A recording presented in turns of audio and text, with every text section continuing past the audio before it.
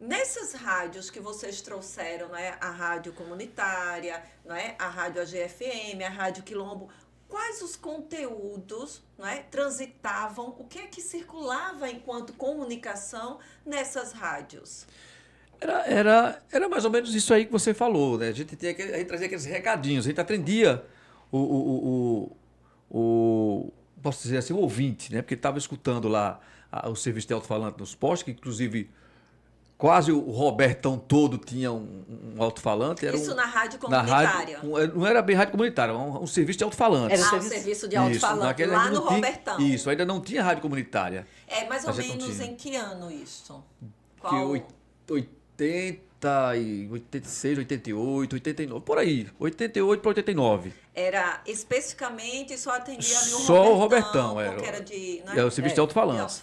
Que servia como um rádio, o pessoal escutava. Sentava todo mundo na calçada, à tarde, era aquela turma na calçada, embaixo do poste, né? O alto-falante lá, as músicas rolando, a gente falando, a gente conversando, atendendo. Chegava um garoto lá com um papelzinho, um bilhetinho para a gente ler e mandar um abraço pro pessoal. Naquele tempo não tinha telefone, era dificuldade, nem todo mundo podia ter um telefone.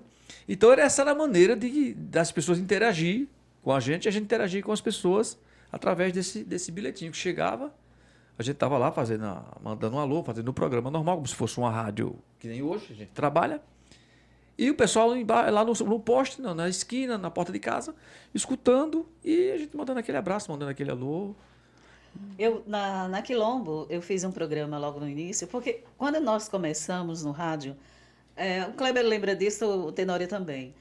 Não existia, tinha os orelhões, né? Para aquelas fichinhas, você pegava as fichas, ia lá e pedia a música, mas a gente trabalhava muito com cartas também. Sorteio era carta, você poderia mandar carta, oferecer. Não era carta, às vezes a gente recebia jornais, sabe? Dos dois lados da folha de um caderno de ofício, daquela folha de ofício, os dois lados. E ali tinha alô para minha mãe, para meu pai, e não sei para quem. E eu fiz um programa durante muito tempo, que se chamava De Coração para Coração. Era mais ou menos nesse estilo que você está falando. Só não de encontros atrás do mercado. Mas você poderia mandar a sua mensagem, se você estivesse paquerando um rapaz ou a moça. Se declarando para alguém. Isso. E você poderia se declarar, mandar aquela mensagem de amor. No Dia dos Namorados, menina, fazia um sucesso tão grande, mas tão grande, que às vezes não dava tempo. Era 1 hora que eu fazia esse programa. Eu fazia de 4 às 5 da tarde. Eu fazia o programa de 1 da tarde até às 5. Então, de 4 às 5 eu fazia esse programa. E era só aquelas músicas muito românticas. Aí eles mandavam e não dava tempo de ler tanta carta que mandavam. De tanta carta que tinha, não dava tempo de você ler e tocar música ao mesmo tempo, né, Kleber?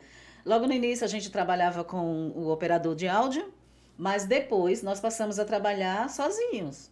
Ou seja, a gente operava e falava ao mesmo tempo. E nós não trabalhávamos com o computador na frente, só passando a música ali, sabe? Com esses programas que nós temos hoje. Não. Nós trabalhávamos com 2 picape, né? Um de cada lado, uma cartucheira aqui na frente, 3 cartucheiras, uma para rebobinar os comerciais e a outra para ir passando os comerciais, e 2 picape aqui. E trabalhava com vinil. E uma pilha de vinil. Uma pilha de vinil. O que é que a gente fazia quando a gente chegava na emissora? Primeira coisa que nós fazíamos, pelo menos eu acho que os meninos também, a gente ia na discoteca, que tinha uma, né? O nome era discoteca mesmo, não era, Kleber? Exatamente. Era discoteca mesmo. Então lá tinha todos os tipos de discos, de vinil que você possa imaginar. E nós íamos lá e selecionava o que a gente ia tocar naquela hora. O problema era quando ligava para você e pedia um disco que não estava ali. Para você correr lá, para você poder pegar e tocar. E outra, Márcia, a gente não podia sair do estúdio. Tinha umas músicas que salvavam a gente.